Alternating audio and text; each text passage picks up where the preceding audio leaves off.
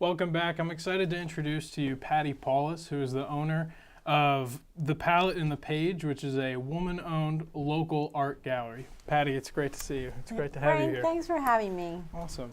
So one of the really interesting things about The Palette and the Page is your commitment to the local arts and the local art community. Can you talk a little bit about that? Well, what we do is we feature local artists and local authors, and so right now we have 35 local artists and almost 30 local authors. And what that does then is it enables them to have a place to show their work, and it brings people into downtown, which is super cool. Yeah. And since we've been doing it for 10 years, we also have our openings on First Fridays. That brings more artists in too, because it's generally 2 new artists. Right, absolutely. And congratulations on 10 years. That's awesome. I know, isn't That's that great? fantastic. The comptroller came and gave us a certificate of yeah. appreciation. Yeah, I heard he was in the area. Yeah, it was super cool. Awesome. So this month you have a special exhibit gallery. What's it called again? We have a room in our gallery called the Special Exhibit Gallery, and in that space right now is pattern and texture. And so it's an encaustic artist, which she's from both of them are from New Jersey, actually. Sandra Koberlein, and encaustic work is mixed media with a wax over the top, and her work is amazing. So, and then the other artist is a clay artist who does jewelry and functional bowls and buttons, for knitters and things. So that's cool. Yeah, well, I was looking on the website and I saw that she had some really incredible beadwork and stuff like that. That's really cool. Yeah. It looks like a great exhibit. That's Barbara Hanselman, and that shows up till this Friday. This Friday, the 26th? Awesome. Yep. So that's this month's exhibit. What about next month? What's coming? Next month is called Getting Real, and we will have Amy Stewart, who does oil paintings, realism. Her focus is realism, so a lot of still lifes, which is like fruits and bottles and pictures and all different things like that. She may have some landscapes too, I don't know for sure about that. And then the other artist is Andrea Barrier, and she does jewelry using natural stones and silver. She's a silversmith. Cool. So yeah, it'll be really beautiful together. Awesome, and that'll be there for an entire month. It's for an entire month. So the opening is May the 3rd, and then we'll have live music by John Luther, and that'll be the first time he's played with us, and I'm excited about that. He is a pianist, so that'll be cool. And we will have Debbie Gill signing her book called Struck by Lightning. Wow. Yes. Is that a new release or? It's not really new. She's been with us for, I want to say 4 or 5 months. Cool. But she literally was struck by lightning, and it tells her whole story. And she's a recovering alcoholic, so it talks about that portion of her life too. Yeah, well, it's definitely something to be talked about. So you guys have a lot of incredible events coming up.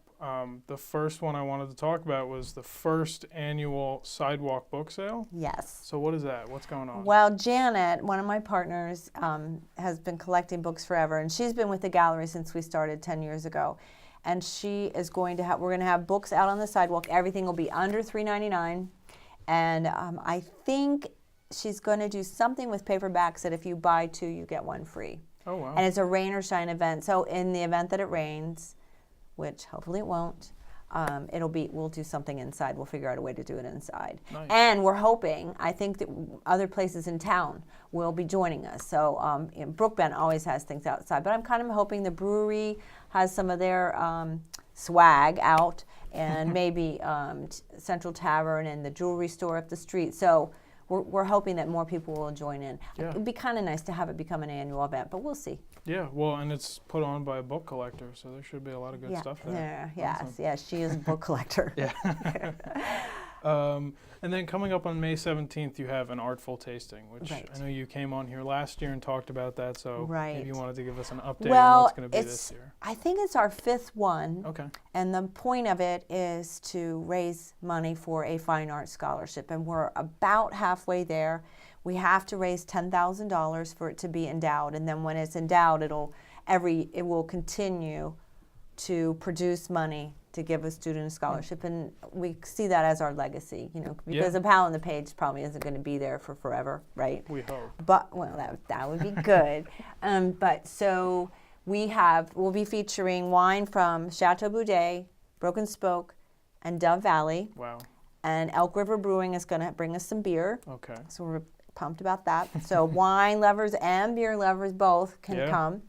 And then we'll have some local food with that. So we already have Lochbriar Farms bringing ice cream. And believe it or not, ice cream and one of Dove Valley wines, one of their white wines, is incredible together. We did it a year ago. And then Janet will be making something. And then I'm still working on the 2 restaurants that'll be with us. So you're doing food and wine and beer pairings. Right. Wow. Right. Okay. And then we just asked for a $20 donation to go to the scholarship fund. Cool. And once again, that's May 17th. If people wanted to find out more about that, where could they get information? If you go to our website, which is, it's very long, thepalettandthepage.com. And palette is spelled P-A-L-E-T-T-E, and the word "and" is spelled out. And there at the top, it says an artful tasting on one of the links at the top. And you can go there and you'll read more. And I'll update it as soon as I figure out the other 2 restaurants that'll be with us. Nice. Yeah, and I visited the website today, and it's got all of the different the exhibits and all the pictures of all the different items. It's really a great put together website. Oh, thank you. Yeah. And then May 3rd, you have the First Friday's opening reception, right? So what can we expect? That is the one that will have Amy Stewart, who's an oil painter, and Andrea, the jewelry maker, and John Luther, and the book psychic from the Cecil County Public Libraries, which is Allie Charles. Yeah, Allie and her assistant Kim Anguish, and I actually taught Kim Anguish back in the day in elementary school. And they'll come and they usually have some sort of game, and people can choose books, and they always have great suggestions for people. It's nice, and we really like doing things. We paired with the college for over 10 years. Well, not over. We've only been open 10 years. And we paired with the library a lot, and the library helped us as a small business, because I know you've had the Small Business Information Center here too. Right. And Laura Metzler. They do a lot for local small businesses. Yes, they do. Yeah. They helped us a lot. So we're always happy to have them. And Debbie Gill will be there too with her book. Signing her book. Yes. Yeah. And that's from 5 to 8, and it's part of an art loop in downtown Elkton. Okay, cool. Yeah, and I don't know if you said it already, but there's live music from John Luther. We talked about him already. Yes. Awesome. Yes. All right. So is that everything?